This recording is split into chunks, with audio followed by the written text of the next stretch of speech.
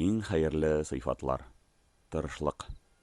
Расулыбыз саллаллаху алейхи вассалям нинди генә эшкә тотынса да, нинди генә вазифалары булса да, шуларда тырышлык күрсәтте. Аллаһы Тәгаләдән бирелгән дини вазифалар булсынмы, дөньяви вазифалар булсынмы, һәммәсендә җиренә җиткереп үтәргә тырышты. Тырышлыкны сахабаларына һәм барча мөселманнарга тәкъдим итте, һәм үзе дә безгә бер хәерле үрнәк булды.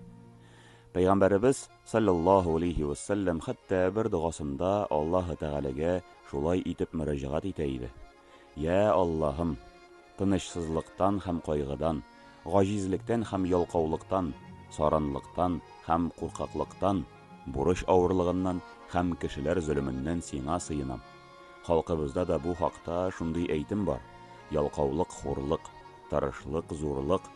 Безгә дә Расулыбыз саллаллаху алейхи вассалямның үрнәгенә ияреп, һәр эшебездә тырыш булып, ялкауланмыйча тормыш алып барырга насыйп булсын.